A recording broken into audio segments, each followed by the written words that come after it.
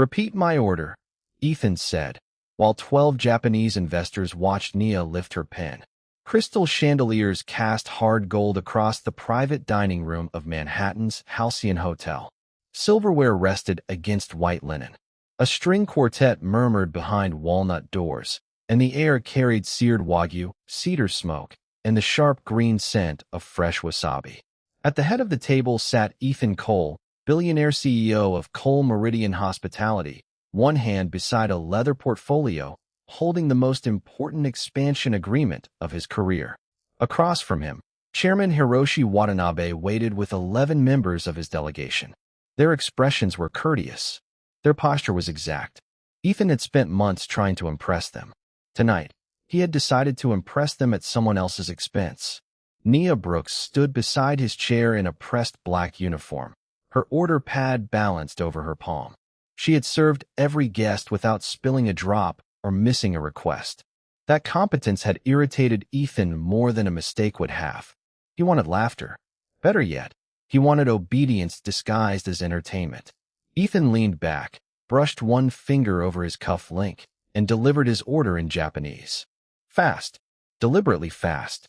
He compressed syllables, buried the modifications in a stream of polished phrases, and switched between casual and formal speech with the confidence of a man who believed confidence could substitute for respect.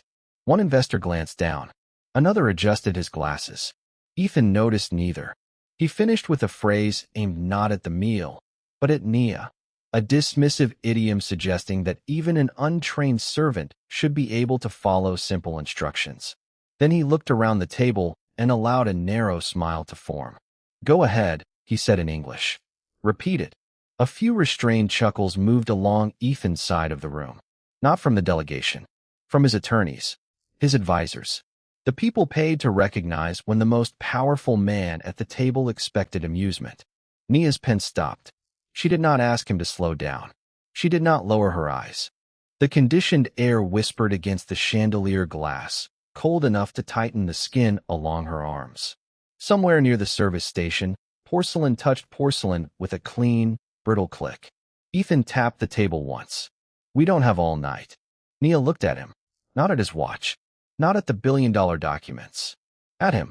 She had heard every detail. The wagyu prepared medium rare, Sancho pepper on the side, no shellfish in the broth, a separate vegetarian course for Chairman Watanabe. But she had also heard the insult folded into the order like a blade hidden beneath a napkin. Ethan expected confusion because he had mistaken her silence for emptiness. Nia let one measured breath pass through her nose. Her thumb rested against the edge of the order pad, steady now. Chairman Watanabe's gaze shifted from Ethan to her. He, too, had heard the phrase. The faint warmth left his face. Ethan's smile widened as he watched Nia remain silent, already savoring the story he would tell later. How a waitress had frozen before international power. But Nia was not searching for the words. She was deciding how much dignity Ethan would be allowed to keep when she answered. Her pen clicked shut. Then she raised her chin, turned slightly toward the delegation, and opened her mouth. The crystal chandelier hummed above a silence waiting to be broken. Warm light trembled across the silverware, and the scent of cedar smoke sea base drifted between 12 untouched place settings. Nia faced the delegation, her order pad resting against her palm. Then she spoke. "Kashikameru Mashita." Certainly.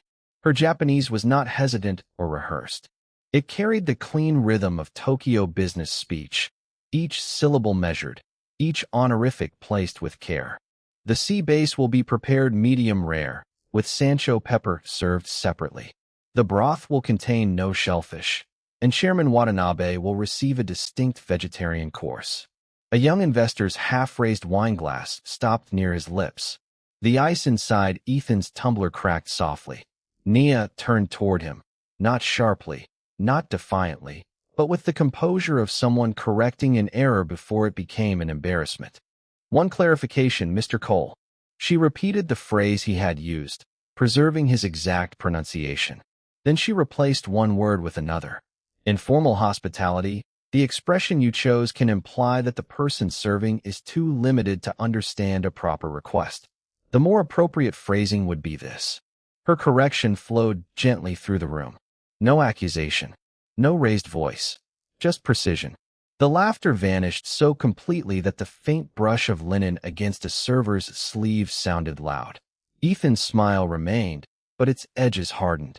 His fingers closed around the base of his glass, leaving a pale crescent against his knuckle. He had expected Nia to lose her dignity in public. Instead, every polished word returned the risk to him. Nia looked back to Chairman Watanabe and asked, in flawless Kigo, whether he preferred the vegetarian course prepared with kombu stock or a lighter shiitake broth. She also inquired whether the kitchen should avoid bonito flakes across the entire service out of respect for his dietary preference. Watanabe lowered his menu. Until that moment, he had addressed her through Ethan, as though she were part of the furniture surrounding the negotiation. Now he placed both hands on the table and answered Nia directly. Kombu would be appreciated, Brooks-san. The use of her surname landed harder than applause. Nia inclined her head. Thank you, Watanabe-sama. I will inform the chef personally. One of the delegates quietly set down his napkin. Another glanced toward Ethan, no longer amused. The room had not changed in size, yet the distance between the billionaire and the waitress had narrowed to nothing. Ethan had money, ownership, and his name engraved on the hotel's brass entrance plaque. But for one suspended moment, Nia possessed the only authority that mattered. She understood what had been said, what it meant, and how to answer without surrendering grace. Watanabe's gaze stayed on her. Your command of our language is exceptional, he said in English. Perhaps you should remain with us. Ethan's jaw shifted once. Then he pulled out the empty chair beside the service station and pointed to it. Fine, he said, his voice smooth enough to conceal the fracture beneath it. Stay, Nia. Translate for us. Let's see how fluent you really are. The invitation sounded courteous. The challenge beneath it did not. This time, however, Ethan was no longer speaking to someone the room considered invisible. A silver soup spoon slipped against porcelain, its bright note cutting through the low jazz and dying beneath the amber chandeliers. Warm air carried the scent of cedar smoke, seared miso, and expensive wine across the private dining room. Nia remained beside the service station, while Ethan turned toward the delegation with a smile that never reached his eyes. Since Brooks-san has impressed everyone, he said, emphasizing the honorific like a private joke, she can translate the final partnership terms. He slid a leather folder across the linen. Its brass corners scraped softly against the table. Nia did not sit. She placed one hand on the back of the empty chair and waited. For the first few minutes, Ethan kept his language simple. Projected occupancy, expansion schedules, management fees. Nia rendered each sentence into precise Japanese, stripping away none of its meaning and adding nothing of her own. Watanabe listened without looking at Ethan. His attention rested on Nia's face, then on the hands of the investors taking notes. Ethan tapped his Montblanc pen against the folder. The controlled click grew faster. Then he reached the cultural commitment clause. Tell Chairman Watanabe, Ethan said, that Coal Meridian respects the Japanese preference for continuity. Their employees will remain part of the family after acquisition. Nia's fingers tightened around the chair's velvet edge. The written clause promised something narrower. Employees could reapply for their positions after a 90-day operational review. No guaranteed retention. No protection of seniority. No recognition of existing benefits. Watanabe asked a quiet question in Japanese. Does Mr. Cole mean their service will be preserved, or merely reconsidered? Before Nia could answer, Ethan leaned back. Tell him it's ceremonial language, he said. They care about saving face. We care about control. Two American advisors lowered their eyes. Beyond the tall windows, Manhattan traffic moved in red and white threads through the ring. Inside, the air conditioning pressed cold against Nia's wrists. Ethan pointed the pen at her. Translate the spirit, not every word. There it was. Not a test of fluency now. A demand for obedience. If she softened his answer, the dinner could continue, and her name might remain on next week's schedule. If she translated him faithfully, she would expose the man whose company owned the hotel, whose signature sat beneath every executive appointment, and whose anger could reach the manager before midnight. Watanabe folded his hands. Brooks-san. Nia released the chair. Chairman Watanabe asked whether the existing staff will keep their seniority and benefits, she said in English. Ethan's pen stopped. I heard him. Then he deserves an answer. The refrigeration unit behind the service wall clicked off. Without its hum, even the rain against the glass sounded close. Ethan's smile vanished. Your job is to translate. Nia turned toward Watanabe and spoke in formal Japanese, each syllable measured and unadorned. She explained that the written agreement guaranteed no continuity of employment. She translated Ethan's instruction about saving face. Then she translated his claim that control mattered more. No embellishment. No accusation. Only his words, returned with perfect accuracy. Watanabe's expression remained composed, but the vice chairman beside him set down his chopsticks. Another investor closed his notebook. Ethan rose halfway from his chair. That is not what I authorized. Nia met his gaze. It is what you said. Watanabe lifted one hand, and Ethan stopped. The chairman drew the leather folder toward himself, opened it to the marked clause, and read in silence. Paper whispered beneath his thumb. When he finally looked up, he addressed Nia, not the billionaire standing over her. Brooks-san, please remain, he said. Then his eyes moved to Ethan. Mr. Cole, before we discuss ownership, you will explain what your promise is worth. The folder stayed open between them, and for the first time that evening, Ethan could not decide which words the room would hear. The leather folder snapped shut with the clean finality of a judge's gavel. Beneath the amber chandeliers, 12 untouched dinners cooled on white porcelain, releasing the fading scent of ginger and roasted mushrooms into air suddenly sharpened by silence. Chairman Hiroshi Watanabe rested both hands on the folder. Your presentation promised continuity, he said. Your private instruction described control. Which one represents Cole Meridian? Ethan Cole straightened his cuff, but the gold link refused to slide through the buttonhole. The agreement preserves employment opportunities after acquisition. Watanabe turned toward Nia Brooks. Does it preserve their positions, seniority, and benefits? This time, the decision belonged to him. He could accept another polished answer, or place the truth where everyone could see it. Ethan's jaw tightened. Chairman Watanabe, contract language is rarely translated word for word. Then let us discuss meaning. Watanabe pushed the folder across the linen. Its bottom edge struck Ethan's water glass, making the ice tremble. Brooks-san, translate the clause exactly. Nia stepped closer. The carpet softened her footsteps. The linen felt cool beneath her fingertips as she turned the folder back to the marked page. She did not look at Ethan.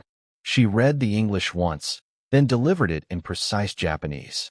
The provision guaranteed interviews to selected employees for 90 days after Cole Meridian assumed control. It guaranteed nothing beyond that. Not continued employment. Not preserved seniority.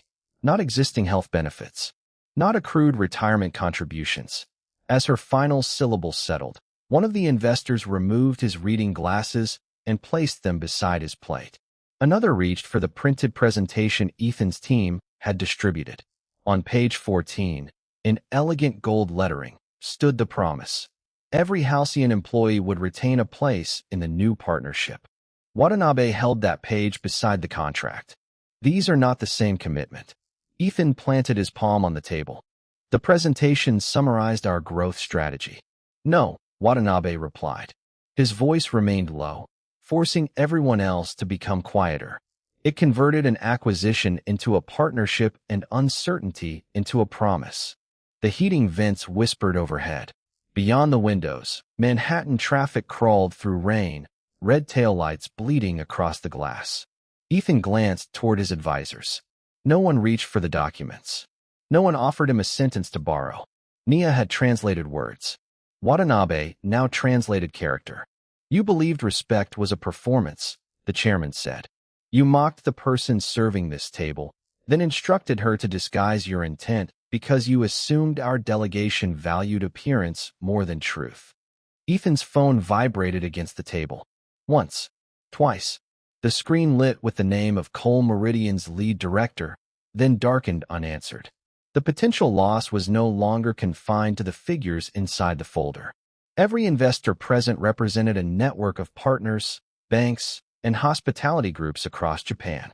A broken promise here would travel farther than any advertisement Ethan could purchase. Watanabe rose. 11 chairs moved almost together, their legs scraping across the hardwood border around the carpet. He placed the gold presentation inside the leather folder, closed it again, and handed it to his vice chairman. Tonight's dinner is suspended. Negotiations are suspended. Our delegation will not discuss ownership until Cole Meridian explains whether its promises bind its leaders or merely decorate their tables. Ethan's face remained still, but his unanswered phone began vibrating for a third time. Watanabe looked to Nia. Brooks-san, please remain available. Then he faced Ethan across the cooling dishes. Your board will hear what happened here. The only question is whether they hear it from you or from us. The phone stopped vibrating.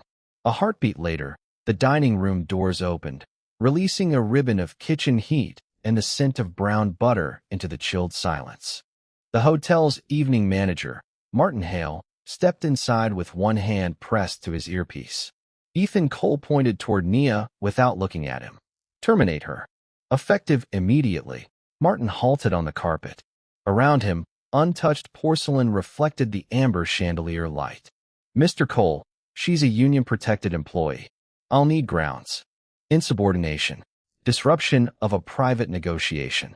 Choose the wording your lawyers prefer. Ethan's voice stayed level, but his fingers crushed the linen napkin beside his plate. I want her badge before she leaves this room. Nia looked at Martin, not Ethan. The air conditioning stirred the loose edge of her apron while ice settled with a soft crack inside 11 abandoned water glasses. She had spent 4 years wearing that black apron through double shifts, holiday banquets, and dining rooms where guests remembered their wine vintages but not her name. Now she reached behind her waist and untied it herself. No argument. No plea. She folded the coarse fabric once, placed her brass halcyon badge on top, and set both on the service table. You won't need grounds, she said. I resign. The choice changed the room more completely than an order ever could. Ethan had wanted an employee removed. Nia denied him the privilege of casting her out. Martin lowered his hand from his earpiece. Watanabe remained beside his chair, watching as Nia opened the small order pad she had carried throughout dinner. She tore out one page. Blue handwriting covered both sides. English on the left, Japanese on the right, with 3 lines underlined near the bottom. Watanabe-san. Nia crossed the carpet and offered it with both hands. You asked me to remain available. Before I leave, you should see this. Ethan pushed back his chair. Its wooden legs struck the floor with a blunt scrape. This meeting is over. The dinner is over, Watanabe replied. The truth is not. He accepted the page. Nia indicated a phrase in the translated employment appendix. The English draft promised that eligible hotel employees would retain accrued service credit during the transition. The Japanese version reduced that promise to previous service being considered at management's discretion. One verb had turned protection into permission. Hundreds of housekeepers, cooks, bell staff, servers, and maintenance workers could lose seniority-linked vacation, retirement contributions, and health plan eligibility while both sides claimed the documents matched. I noticed it while serving the second course, Nia said. I thought it was a drafting error. After hearing how Mr. Cole described the rehiring clause, I could no longer assume that. Ethan's jaw tightened. You had access to confidential papers. They were open beside the plates I was instructed to clear. Nia's answer carried no heat. And the wording concerns the people clearing those plates. Watanabe passed the note to his vice chairman, who compared it against the appendix beneath the cold gold presentation. Pages whispered. A pen tapped once, then stopped. Martin stared at the folded apron as if it belonged to someone the hotel had failed to recognize until she no longer worked there. Nia turned toward the doors. Her shoes sounded sharper without the muted rhythm of service. Brooks-san, Watanabe called. She stopped beneath the brass frame, but did not turn around immediately. Your employment with this hotel may have ended, he said, holding up her note. But your responsibility to these workers has not. I request that you remain available as an independent language advisor until this discrepancy is resolved. Ethan rose fully now. The chandelier cut hard planes across his face. For the first time that evening, he could not command Nia as an employee, dismiss her as a waitress, or control the language passing between the two sides. Nia looked back at the folded apron, then at the clause in Watanabe's hand. Send the request in writing, she said, and include every employee this sentence affects. The doors closed behind her with a cushioned click, leaving Ethan at a table where the woman he had tried to fire had become the only person the delegation still trusted to interpret his promises. Blue light from the wall display washed across the untouched crystal and silverware, cold against the chandelier's fading gold. A speaker clicked alive at the center of the table, and the low ventilation hum vanished beneath the voice of Cole Meridian's lead director. Ethan, this is now an emergency board session. Ethan Cole remained standing where Nia Brooks had left him, one hand resting on the back of his chair. On screen, 6 directors appeared in separate windows, their faces sharpened by office lights from New York, Chicago, and San Francisco. Behind them, markets were still open. So were the consequences. The Watanabe delegation suspended negotiations, the lead director said. Our Japanese partners are requesting clarification, and the Halcyon incident is already circulating among regional advisors. A second director leaned toward his camera. We need containment before this reaches lenders. Ethan's phone lay beside the closed leather folder. Its screen flashed with messages from legal counsel, investor relations, and the company's Tokyo office. Martin Hale stood near the service station, his jacket brushing the linen-covered cart whenever he breathed. Watanabe and his vice-chairman said nothing. They did not rescue Ethan from the silence. They made him occupy it. The waitress acted outside her authority, one director said. State that she misunderstood the discussion, translated inaccurately, and resigned after being confronted. Legal can handle the rest. The words came through cleanly. Efficiently. A corporate blade with no fingerprints on it. Ethan looked toward the doors. Beyond them, Nia was no longer wearing the Halcyon badge. She had surrendered her paycheck before surrendering the truth. Her name is Nia Brooks, he said. The lead director paused. Excuse me. Ethan pulled out his chair, but did not sit. And she did not translate inaccurately. The air conditioning stirred the corner of a discarded menu. Somewhere in the corridor, dishes struck one another with a muted porcelain chime. Ethan, another director warned, choose your next sentence carefully. For years, careful sentences had built his empire. They had reassured lenders, cornered competitors, and turned layoffs into restructuring. Tonight, one woman's precise reply had stripped that language down to what it concealed. Ethan reached for the speaker controls and increased the volume. I instructed Ms. Brooks to protect appearances, he said. I misrepresented the employment continuity provision. When Chairman Watanabe requested clarification, she gave him an accurate translation. The failure was mine. Martin's fingers loosened from the cart. Watanabe's vice chairman lifted his eyes from the disputed appendix. No one applauded. Accountability did not arrive like victory. It arrived like a door locking behind you. The lead director removed his glasses. Then, effective immediately, your independent signing authority is suspended pending formal review. You will not negotiate, amend, or execute any agreement on behalf of Cole Meridian without board approval. A red notification appeared across Ethan's tablet. Authorization revoked. The device gave one soft tone. Final. The review committee will also determine whether you remain chief executive, the director continued. You will submit a written account by 8 a.m. Eastern. Ethan could still reverse course. He could call it pressure, confusion, a translation dispute. He could place Nia's name between himself and the falling blade. Instead, he pressed his thumb to the digital acknowledgement. Accepted. The confirmation turned green.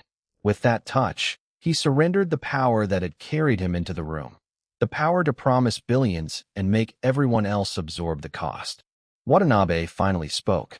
Taking responsibility does not repair the clause. No, Ethan said. His gaze settled on Nia's empty place near the service doors, Then on the bilingual note Watanabe held. But it changes who has the right to repair it. The board call ended with a dry electronic click. Ethan's name remained engraved on the presentation folder, but the signature line beneath it was now useless. At 8 a.m., the board would judge whether he still deserved his office. Before then, he would have to approach the one person in the building whose authority no longer came from him. A soft chime cut through the private dining room as the vice chairman's tablet received a secured document. Outside the windows, Manhattan glittered beneath cold rain. Inside, the air smelled of cooling wagyu, cedar serving trays, and coffee no one had touched. He opened the file, scanned its first page, then slowly placed the disputed employment appendix beside it. Chairman Watanabe, he said in Japanese, the language advisor's credentials have been verified. Ethan looked up. Martin Hale stopped beside the service station, one hand resting on its brass rail. Watanabe read the document without haste, the paper whispering beneath his fingertips. Nia Brooks was not merely a waitress who happened to understand our language, he said. She holds a master's degree in Japanese interpretation and labor relations from Georgetown University. The room stayed still. Only rain ticked against the glass. The vice chairman turned another page. After graduation, Nia had worked for 2 years as a contract interpreter on hospitality negotiations involving American hotel groups and Japanese pension funds. Her career had ended after she refused to soften a benefits disclosure for a former client. The client challenged her conduct, withheld payment, and circulated a complaint that made future contracts disappear. No scandal, no deception, just one professional refusal to make harmful language sound harmless. With legal expenses consuming her savings and a mother recovering from surgery, Nia had taken evening shifts at the Halcyon Hotel. She had never advertised the degree. She had never asked guests to treat her differently because of it. Ethan's eyes moved toward the service doors where he had ordered her dismissed less than an hour earlier.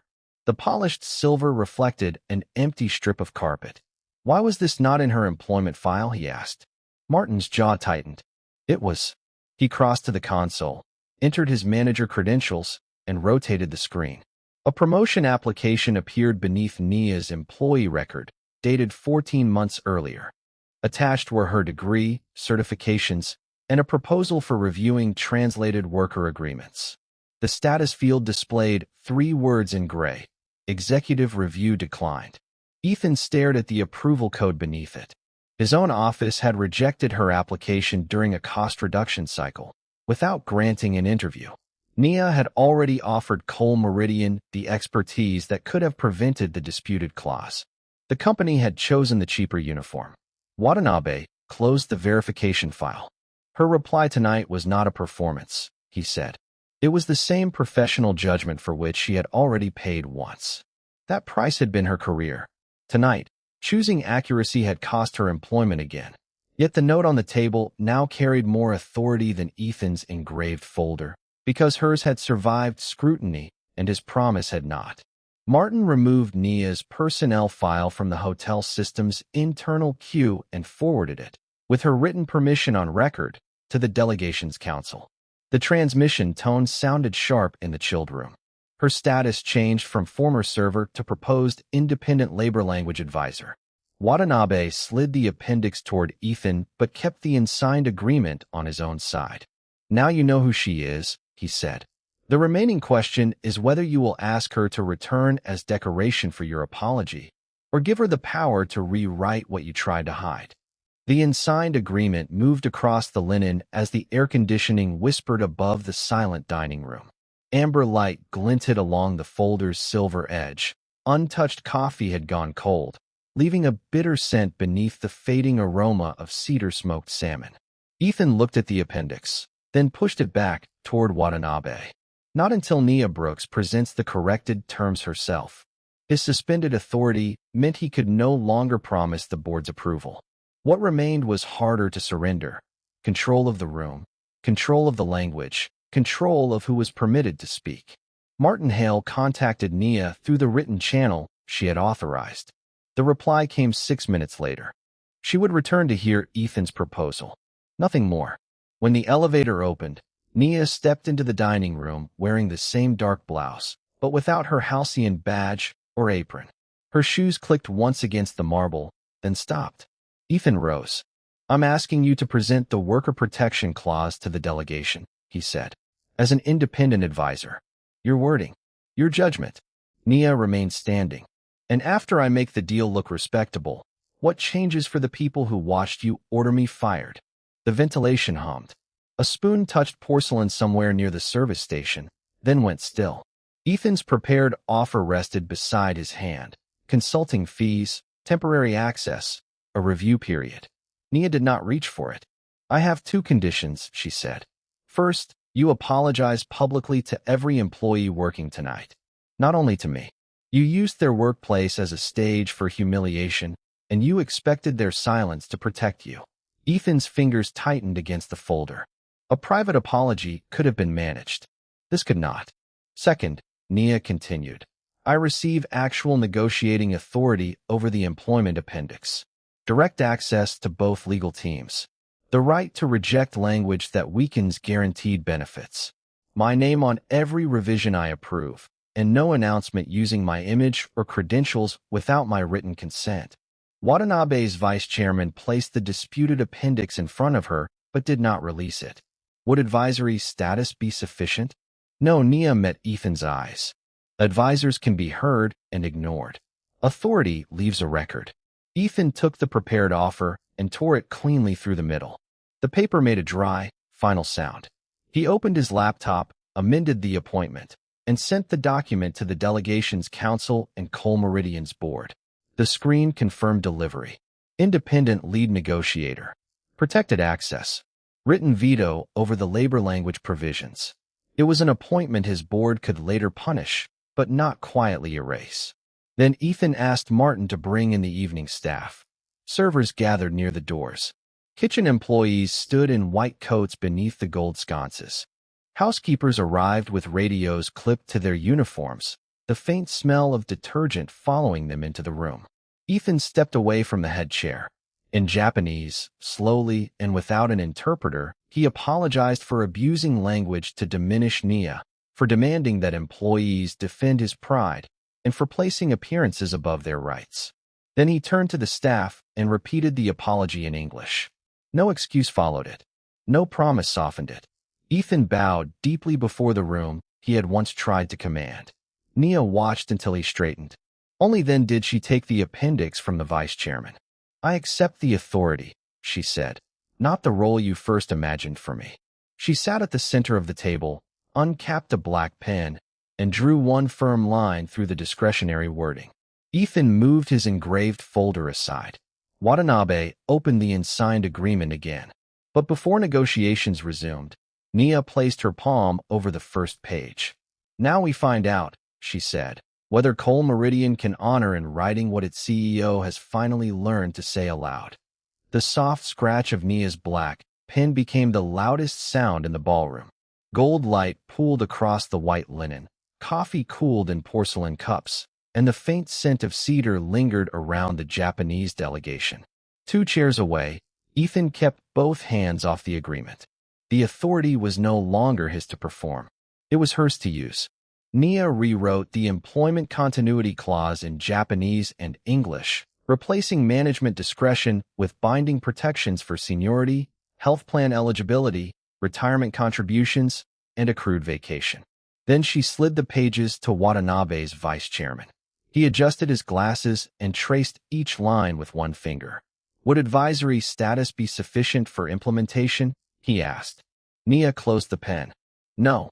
Advice can be ignored." Her gaze moved to Ethan. "Authority must survive after everyone leaves this room." This time, Ethan did not answer for her. He opened his laptop, the blue screen reflecting against his cuff links, and surrendered something larger than another apology. He issued a permanent negotiating mandate bearing Nia's name, granted her direct access to Cole Meridian's Labor Council, and made any reduction of the protected benefits subject to her written approval. The board could reverse it only through a recorded vote disclosed to employees and investors. A quiet notification chimed. Ethan read the warning on his screen. The action could be treated as defiance during his formal review and used as grounds for removal. His thumb hovered above the authorization key, then pressed it. "No private escape clause," he said. "Not for the company. Not for me." Nia examined the mandate, line by line. Only after confirming the signature and timestamp did she return to the appendix. Watanabe watched her work while rain tapped softly against the tall windows. The vice chairman compared both language columns, asked 3 precise questions, and received 3 precise answers. No one laughed. No one interrupted. At last, Watanabe lifted his fountain pen. "Cole Meridian came here asking us to trust its power," he said. "We will proceed because someone at this table taught it to accept limits." He signed the corrected appendix. His vice chairman followed. Ethan signed last, not above Nia's authority, but beneath the clause she had repaired. The agreement reopened with every affected worker protected in writing. Martin Hale stood near the ballroom doors with the evening staff gathered behind him. When he quietly told them their benefits were secure, shoulders lowered, fingers unclenched, and one dishwasher covered her mouth with both hands. Ethan saw them. Not payroll entries. Not background faces. People whose futures had nearly disappeared inside one polished sentence. Nia gathered the marked drafts, but left the stained apron folded beside Martin. She would not return to the floor as the woman Ethan could order into humiliation. She would return to the table as the lead negotiator no one could silence. Before the delegation departed, Watanabe addressed her in Japanese. "Brooks-san, may we continue under your interpretation?" The room waited again, but its silence had changed. It was no longer the silence of shock. It was the silence offered to someone whose answer carried consequence. Nia looked at the workers, then at the binding language, and finally at Ethan. "Yes," she replied in flawless Japanese. "Provided every promise means the same thing to the people beneath it as it does to the people who sign it." Ethan lowered his head, not from embarrassment now, but recognition. He had once used Japanese to make her seem small. In the end, her reply did more than silence the room. It taught him that real power is the courage to give another person the right to say no.